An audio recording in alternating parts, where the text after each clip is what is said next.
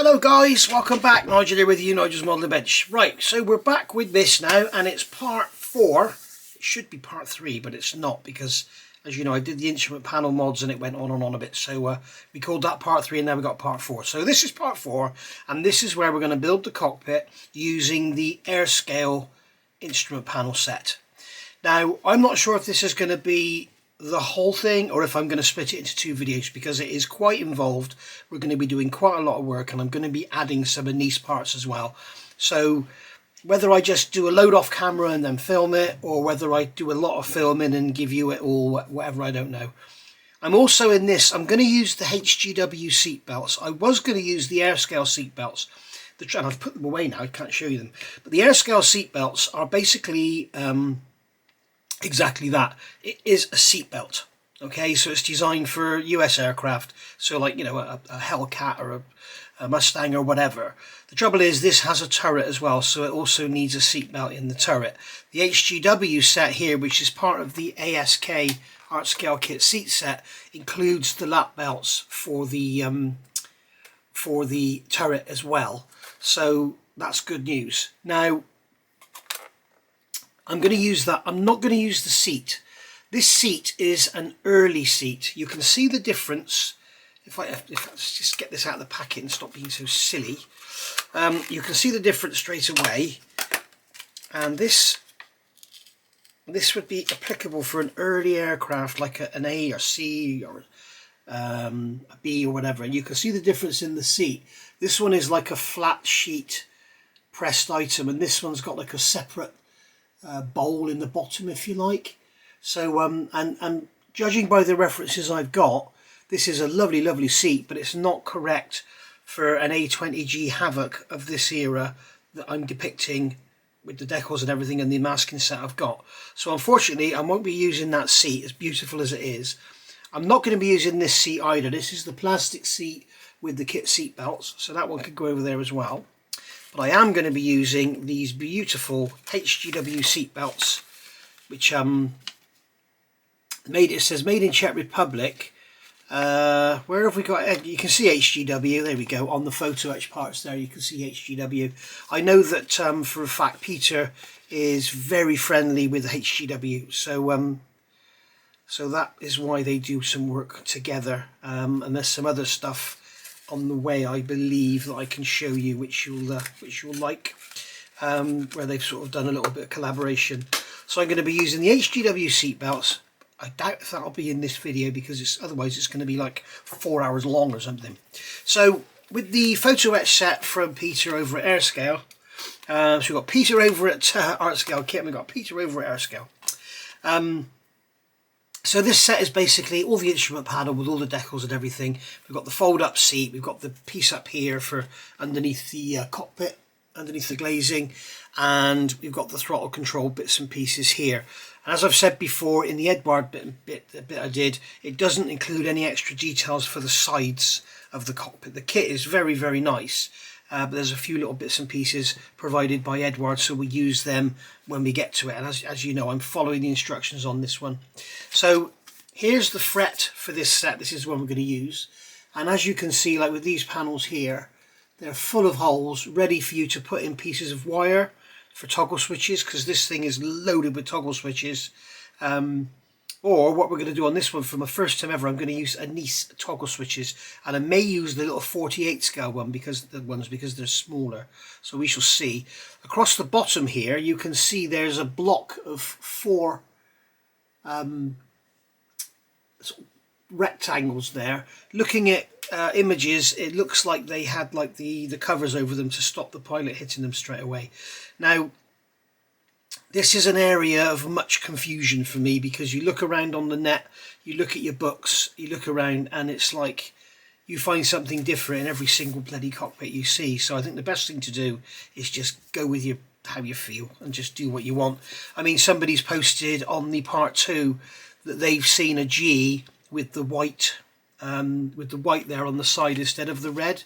You know, we've got the red decal going on here. Edward give you a white piece to go on there. Now I've seen the white piece on earlier ones.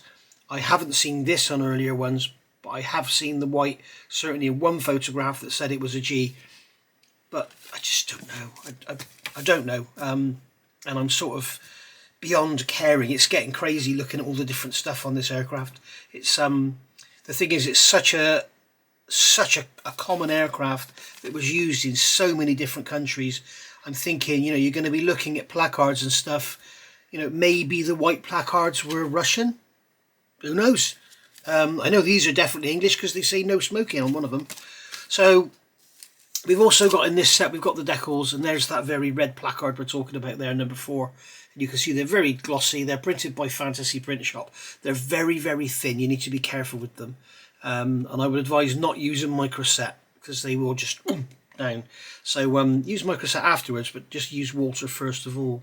And you can see on here we've got these panels here with all the lettering on them and all the holes in them, ready for your bits and pieces to go in.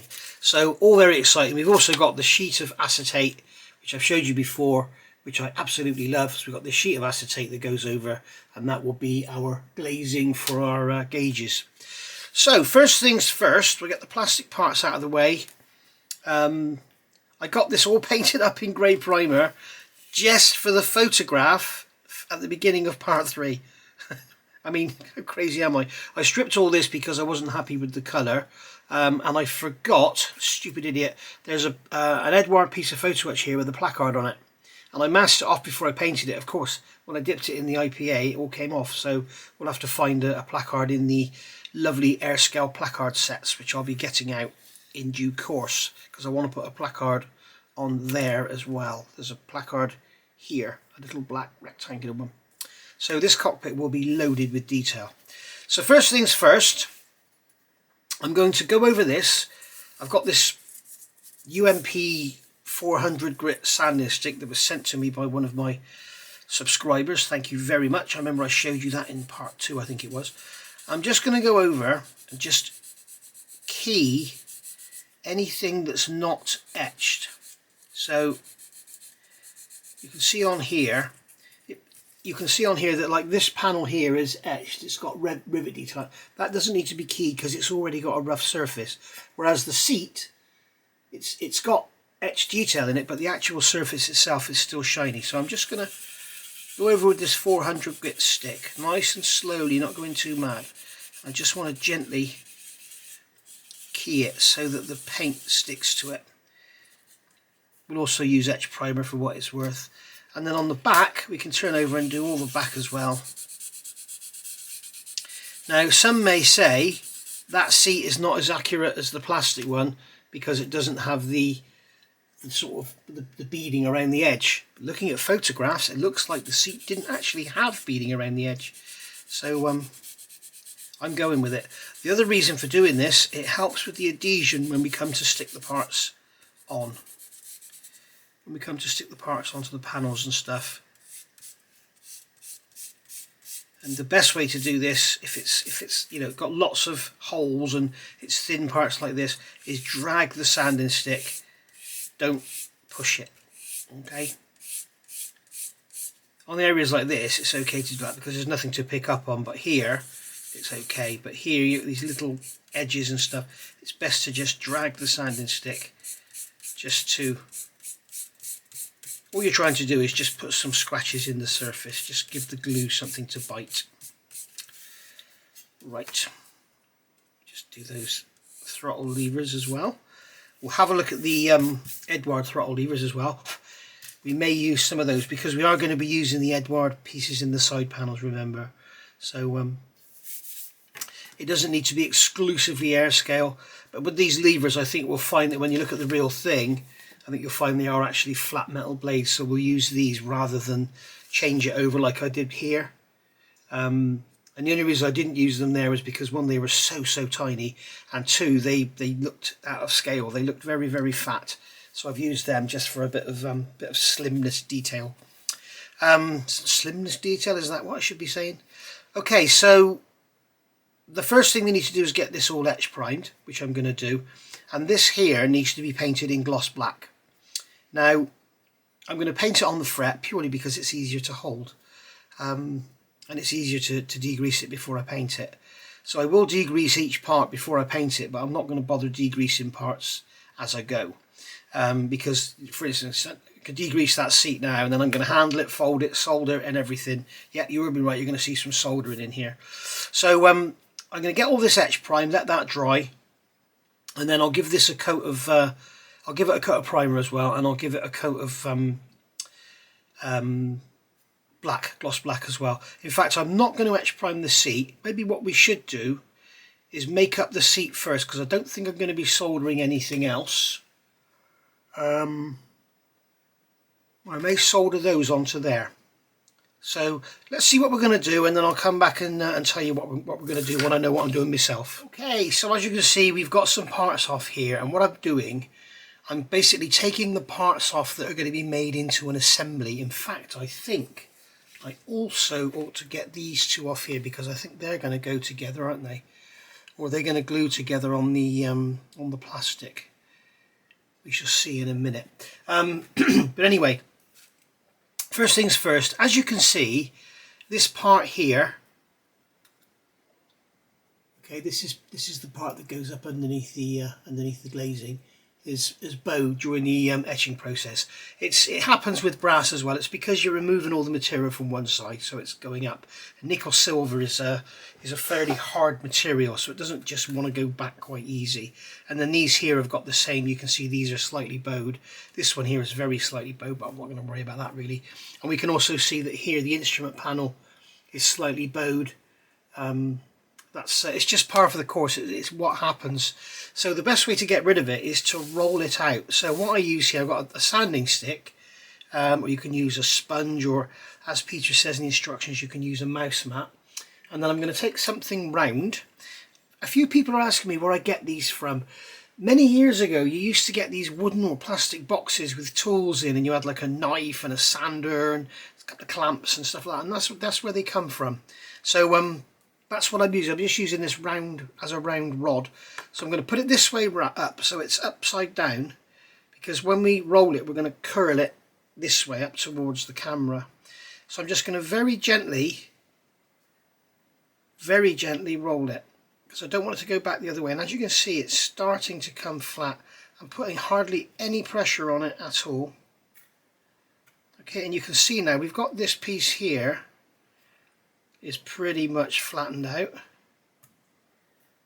Alright, and this one here is sort of curled up, so I'm just going to roll that one again just to get it to go flat. And you can see it's basically, I mean, I am really hardly putting any pressure on here at all. So when we actually solder it, we can get it all flattened out. Having it slightly sort of a bit distorted is probably going to add to the authenticity. So there we go. Right, so that's that one flattened out. Now these here should be a lot easier. Make sure they're face down.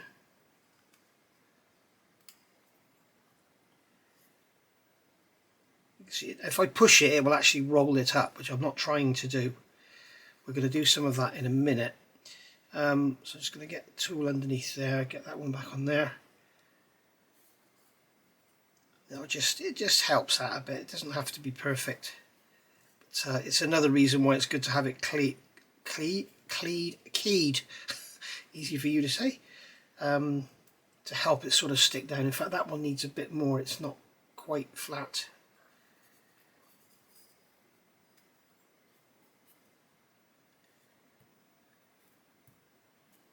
There we go. In fact, it's better to have it, for gluing, it's better to have it curved, you know, this way rather than the way it is, because if you're going to use super glue and it's curved this way, so the corners are sticking out, it's going to be easy for those corners to peel away, whereas if you have it the other way, you've got a larger area of glue in the middle that's holding it in.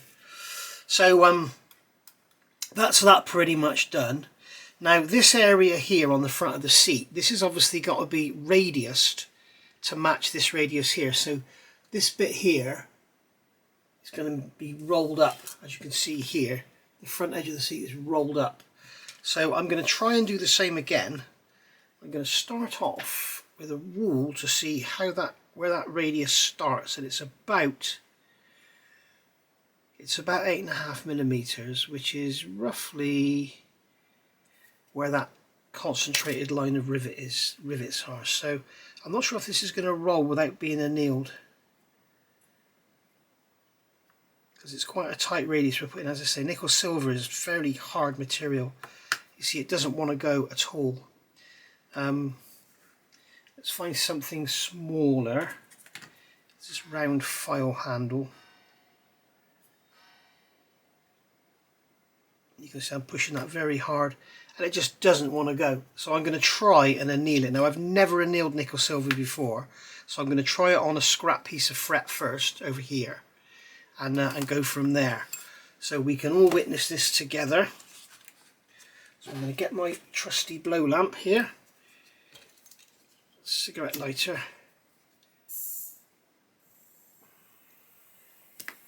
Okay, so I want to see,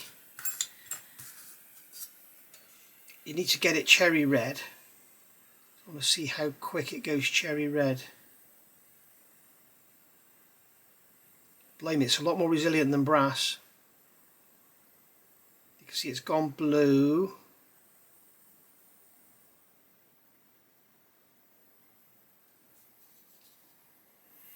And heat up a bit. Wow. There we go, it's starting to go red. Okay, so we know we're good to go with that like that. So I'm going to put that over there against my soldering iron. And I'm going to have to grab a pair of tweezers that are going to hold it. So I'm just going to anneal this edge here. Now, a lot of people, I've looked online, a lot of people are saying don't quench it, because you can actually cause stress cracks. So I'm just going to let it air cool.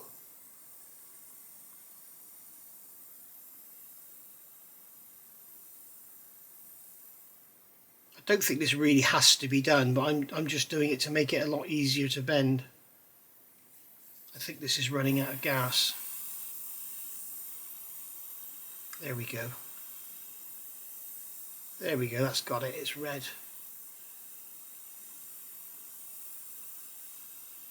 You can see now it's turning red as I move the flame across it. So that's good enough. I'm not going to quench it.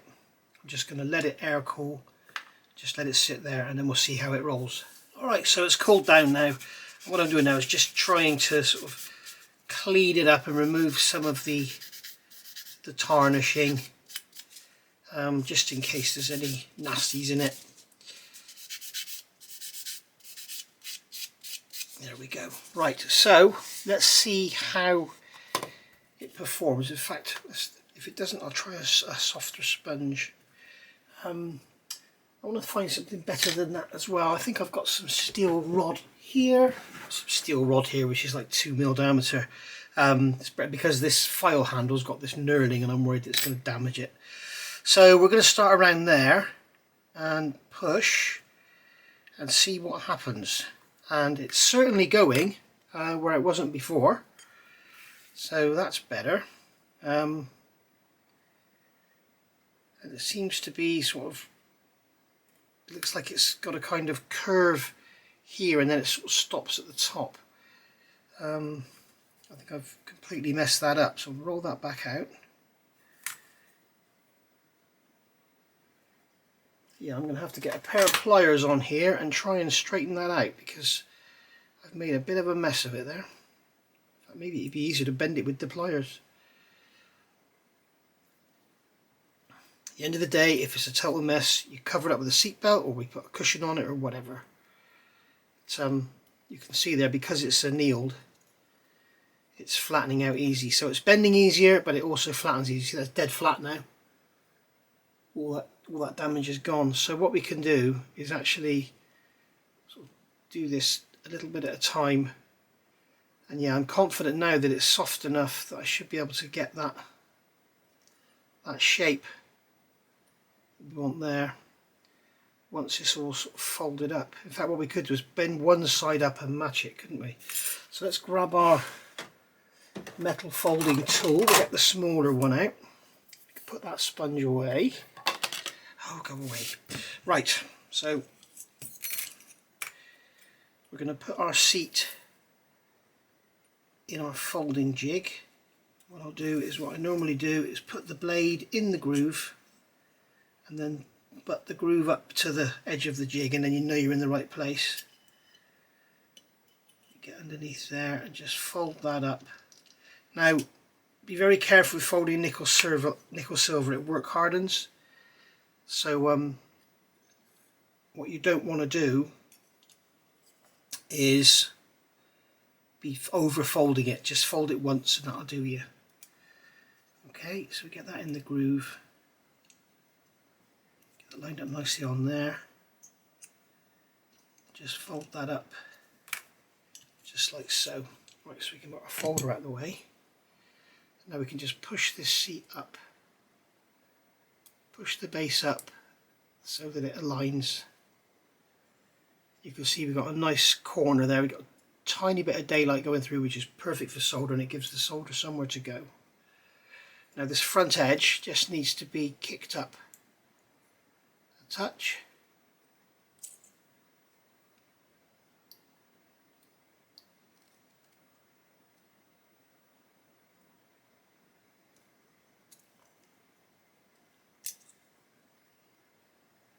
There we go, that's that gone up there. It still needs a little bit more, I think.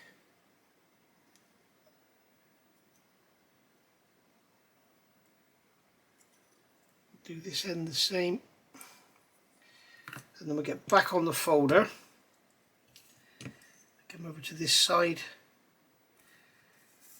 get the blade in the groove.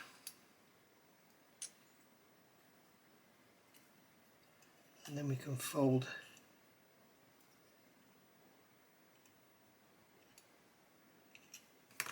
this one up and go just beyond, just like so.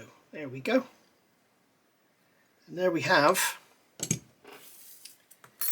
our folded up seat. You can see we've got a bit of a gap down there, so we're just going to tweak that up and then hold that down and tweak the seat in, and they should come together.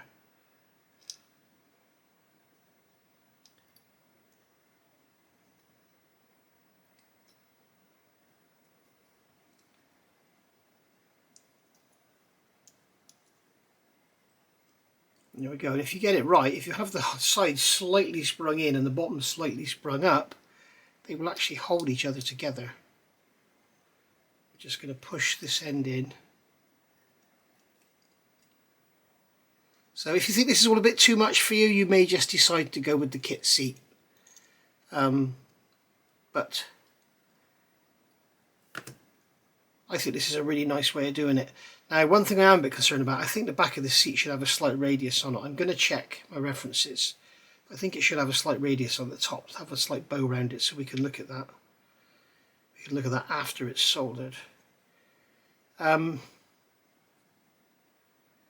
there we go. So I think we'll do this side first, because this side is all sort of pretty much matching up. So I'm going to get my soldering iron at the ready. I think what we'll do is put this in these tweezers. Yeah, we're doing that side first, aren't we?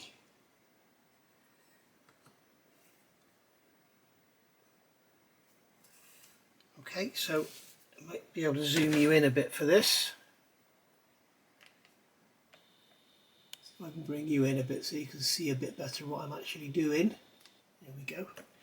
Right, so we have a nice joint there.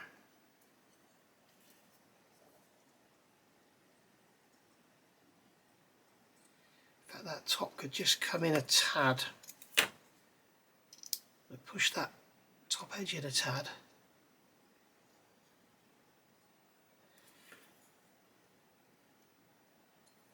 And we can hold that in there like that. Right, so I've got my rosin core solder. Okay, and we're going to get some flux. And I would normally use liquid, but because this is quite a big joint, I'm going to use this one here, which is like a flux paste. Just put that along.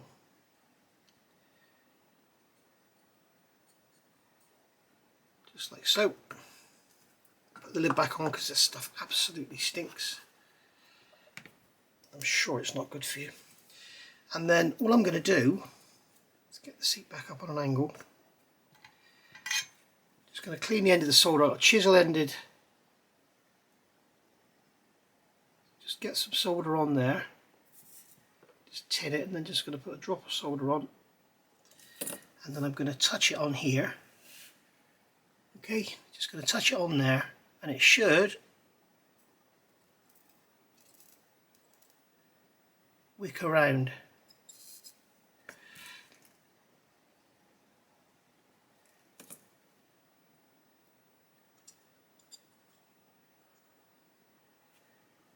And it's looking like it doesn't want to go around, and that could well be because it's not bright. There we go, it's going now. It's not as nice as brass to solder, but it does solder. We've got a bit of clean up to do there, if that is actually soldered at all. I would rather have too much solder on, something like this where you could just sand it off, because there's no detail on the outside yet. There we go, we could just, you can see there, with what I'm doing on the camera, you can see we could just pull the solder around. Okay, so that is now soldered in place, and what we can do is clean it up. I just want to check that it has actually taken. It has. On this side I'm going to brighten it up first. I'm just going to give it a clean up. Push the bottom out slightly. So that we've got clean nickel silver. I should have polished the edge before. It could be that now when I come to sand, we get an old sanding stick.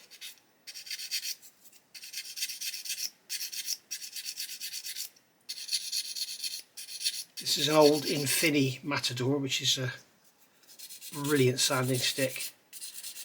But once they've lost their sort of sharpness, I sort of move them into the old sanding stick pile. So we can sand that away off of there.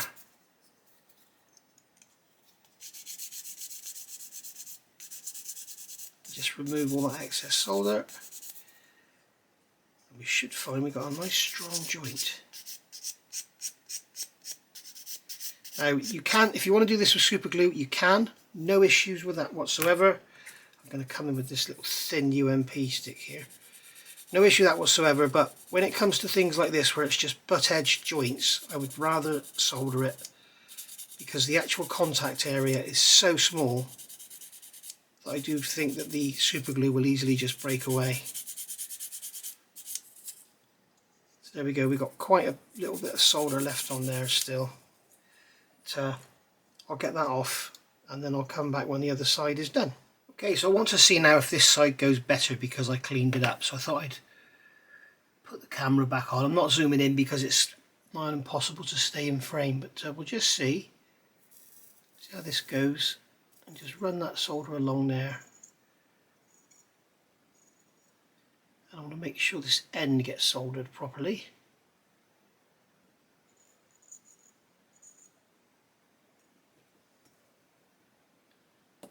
Obviously, if this was a small, delicate part, then I would be using a lot less solder. But because I know I can sand it off, I'm almost using it like a welding wire because it's building up. So as you can see, that has gone a lot better. But you can see on this side, when it's cleaned up, it looks lovely. So we should be able to, I'm going to start with a file this time. Just remove the excess solder, just like so. I think brass does actually solder a lot nicer than nickel silver, to be fair.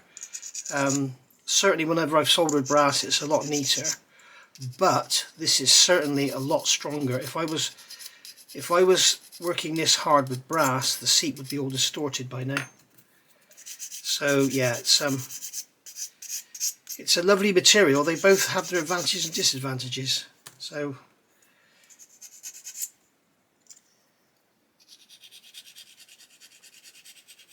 I don't know why Peter uses nickel silver and doesn't use brass. Maybe his supplier, maybe his photo etcher would rather use nickel silver. I don't know.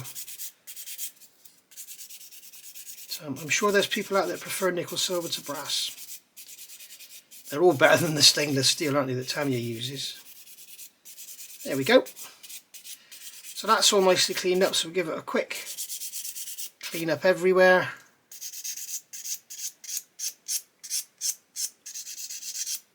And there we are. There is our seat. Nice and strong, all in one piece. All nicely soldered. So now you've seen me do some soldering.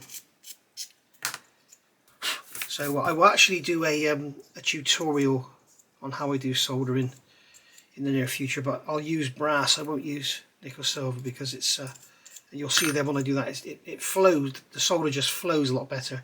But it could be because I've got all this burnt area, this blackened area. I probably should have polished all the edges before we started, but we can see when we look inside the seat there, we can see there is solder in there, so you know it's penetrated the joint. And it's nice that it all stayed on the outside so we can sand it off. But really, really pleased with that. Very strong, very neat, nice and square, and not going to fall apart if we drop it. Right, so I've got some more work to do. We've done that. So pilot seat, bend the seat base, blah blah blah blah blah. So fold the seat sides and bottom to complete the assembly. Bend part 15 at the two fold lines and fix inside the seat. So we have this piece here. Okay, let me turn the soldering iron off a minute. This piece here is going to be bent up, so that's going to go into our folding jig. So we will do the furthest one away first. Okay, always try and hold the larger part and fold the smaller part if you can. I'm just going to run the edge there and then just give that a tweak, and we're at about 45 degrees. Go, and then now we have to hold the smaller part, or we can put it under one of these fingers, but I'm going to hold the smaller part. Okay, so we'll get our tool into the groove, push that up like that, and then I think that's moved on to an angle.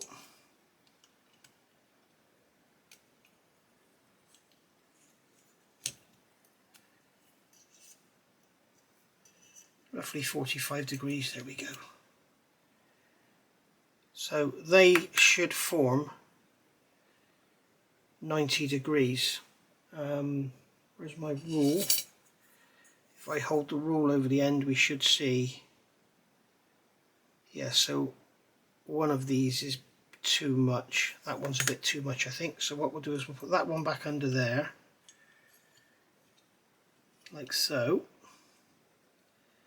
and just tweak it down a touch. Put the corner of the rule over there, and we can see now that we've got roughly 90 degrees, and that is going to sit, where are my tweezers? That is going to sit in the seat like that. Now I will super glue that, and I won't try and solder that in for neatness. You can see now the seat looks like a proper metal folded up seat because it's a metal folded up seat. So there we go. So that's that piece done. Then it says to us to, what's it telling us to do now? Add part 16 to the outside of the seat at the seat base. So that's those two little tiny pieces there. I think what I'll do with those is glue them on, and then add part 17 to the rear of the seat using holes for alignment. So we're going to add this piece here to the rear of the seat. Now I'm going to go and check my references, because I'm convinced that the back of this seat should have a slight radius in it, and if that's the case, we want to do that before we fit that piece. So let me go away and have a look at that, and I'll be back. Okay, now I can't find anything. I found some pictures of the seats that were dead flat on the back. I'm looking at the plastic kit seat, and how it's got a very, very slight radius in it, so I don't know. I really don't know. So I trust Peter though, because as I say, Peter, if you go and look at some of his models, it's just absolutely incredible. Scratch built 18th scale stuff. one of the best modelers in the world. Unbelievable work. So I'm going to have to believe that it's straight. I guess for ease of manufacture, but I found pictures online with them with seats that are dead straight. I found pictures that are really curved. I found some that are like bold, but I can't find a picture of an A20 with this seat in it that I can see the back. I can see an angle like this looking out like that, but I can't see one looking down, so I can't see if it's curved. I found one picture and I thought, oh yeah, it's definitely curved with them, and I looked at the armour shield was curved, so that was actually the fisheye on the camera lens. Anyway, so this piece here, this is part, this is part 15, wasn't it? Part 17. I've put some flux on it, so now I've got my soldering iron nice and clean. I'm just going to put some solder on there, and what I'm going to do is tin this part. So I'm going to put some solder onto this part, as you can see here. Okay, let that run around. Alright, so we've actually got some solder on there now. Okay, you can see on there we've got solder deposited on there. So we can take that part off. In fact, what I can do now is just put a bit on the bottom there as well. But we'll get another drop of solder on the iron. So what I've done now is tin that part. So what I can do now is put some flux on here. Let's get a bit more flux. Stand up seat. Let's get a bit more flux on the cocktail stick. Liquid flux is much better, guys, but I'm pretty much almost out of it, so I use this where I can and save the liquid for sort of tight, intricate little areas where I need it to capillary in. So we'll put some flux on there, just like so.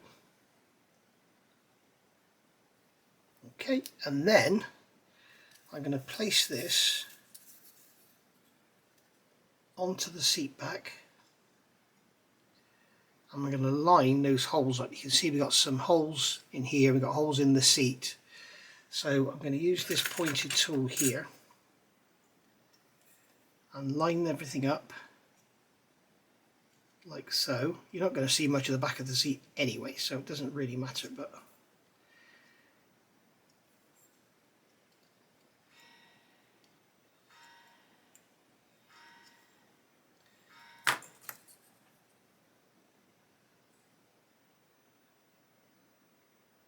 okay, so that's on there now.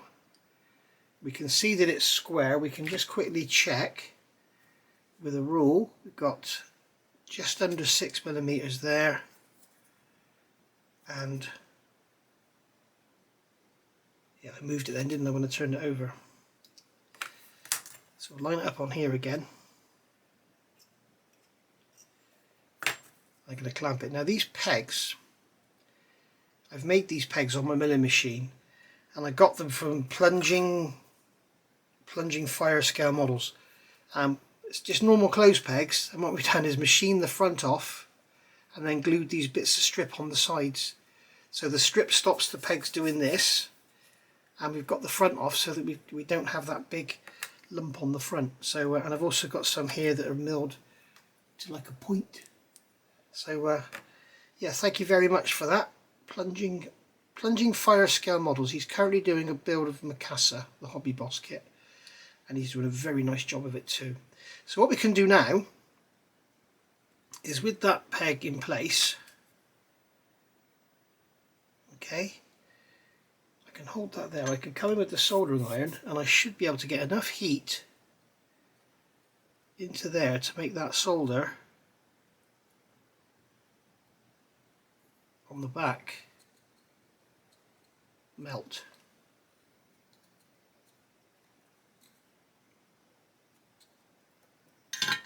Let's see if that's taken. I think it has taken, but only on one end. So what we'll do now is we'll get that down like that.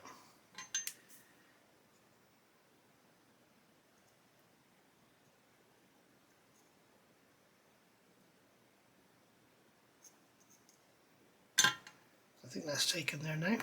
Yep. And then we'll get this, somehow we'll pinch that down there. I guess we can come in like this, can't we?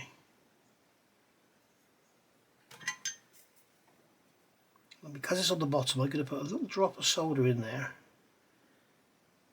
and let that capillary in, and then clean the iron off and just push it down. And there we go, we've got that now soldered on there.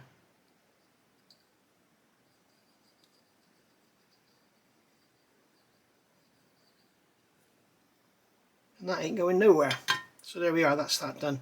I think what I'll probably do on the top here is just, as long as you don't do with the whole, try and do the whole thing at once, it won't come unstuck again. But there we go, we've got that on there, that's soldered on. So we could do the same with those sides, or we could super glue them on. I'm just going to, with a sanding stick, remove that little lump of solder from the bottom. Not that it matters because no one's ever going to see it. And we've also got to somehow glue these supports have got to go on. So we'll get them on somehow as well.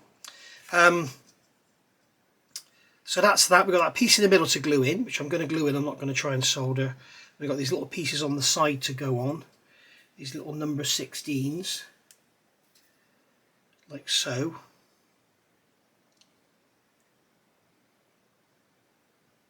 And they want to stick to my finger. They're so small.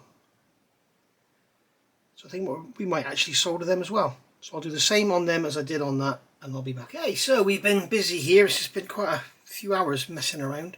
So you can see here we've got the we've got those little bulkheads on the end of there now. So they're all soldered on, and no super glue there.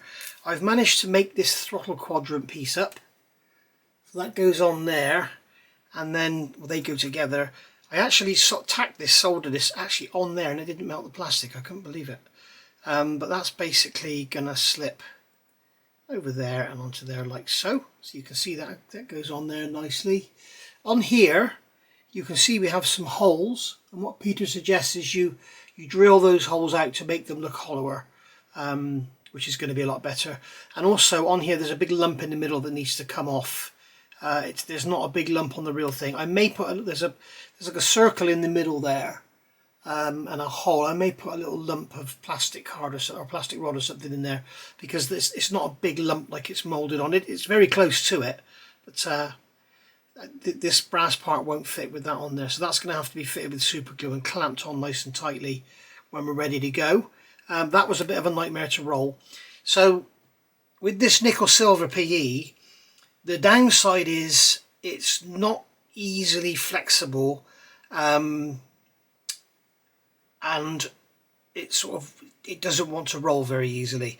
The upside is it's not easily flexible and it doesn't want to roll very easily, which means it's very easy to have panels like this and keep them nice and straight. I mean, I know we've got that little bit of a bow in there, but if that was brass, it'd be very difficult to keep it straight. At our end of the scale, you've got the Tamiya stuff, which is stainless steel, which is absolutely solid. So, as you'll know, if you're into your ships, if you've got the Pontos set for the Yamato, the aircraft catapult, the aircraft transporting rails on the flight deck, they're made of stainless steel because they're nice and rigid and they stay straight. Whereas if you look at some of the like the kit, the actual Pontos, the actual kit itself, they're made of brass and they're very difficult to keep straight. So brass just flex really easy. I've been using my glass fibre pen, and I've got bits of glass fibre on here. I can feel them sticking in my hand, so I need to get that swept up. So that's the throttle quadrant done. There's the bulkheads on there. The seat's all done. We've got those side pieces on. I did have a go at actually soldering this in. I put some solder on the back, some flux in the seat, and tried to hold the iron in there, but it wasn't having any of it. So I've used some solder wick and got all the solder off, sanded it all nice, got all the inside of here cleaned out. So we'll actually super glue. You can see that's solder remaining in the middle there. But we'll actually super glue this out, super glue that in. I think it'd be a lot easier. So basically that is that. Going back to these pegs, I know that people are going to ask for drawings. They're going to ask me to make some. I don't want to make them for anybody. I don't have any drawings. I just made them until they look right. So what I'll do is I'll show you them here now, and then you can have a look. So you can have a look at that and see how they're made. And then if you want to make some, I mean, you don't need a milling machine. You could just use a file, but I have a milling machine, so I used the milling machine. But you can see the two bits of strip here. They're coffee stirrers. They're actually glued to the bottom. and they keep them all in line. And then you can see here we just got, these are just machined off at an angle, and then these have got an extra angle machined off on them, and they have been really handy for doing this, because as you all know, when you start using metal clamps they become a huge heat soak. But with these, what I did there was just held that in place like that, soldered it there, and then turn that around, clamp it on that side, solder it there, and they're not a big heat soak. They're absolutely brilliant. And as I say, I got the idea from I think he's called Plunging Fire Models. He's doing a beautiful job of that Mikasa. And yeah, so thank you very much for that, sir, whatever your name is. I have recommended him before, I believe. Yeah, this one here, I soldered it on and then realised I had it slightly out of place. So you can see the dark mark on there. I just got my little blow lamp just to melt it and get it off, and then resolder it on in the right place. And then these fiberglass pencils are absolutely brilliant. This is that's the RS number. RS is a UK supplier. They're absolutely brilliant just for polishing where you've got a bit of excess solder or something. It will just take it off. So they're really, really good for that. But make sure you clean your desk off afterwards, because I've got bits on there and I can feel it sticking in my hands. So I've obviously got a piece here in my hand. I'll get a magnifying glass in a minute and I'll find it and pull it out. So there we go. How are we? Whoa, we're nearly on the hour and we've done practically nothing. Alright, so I'm going to call it a day there, I think. What we do need to do now is take these on the back of here.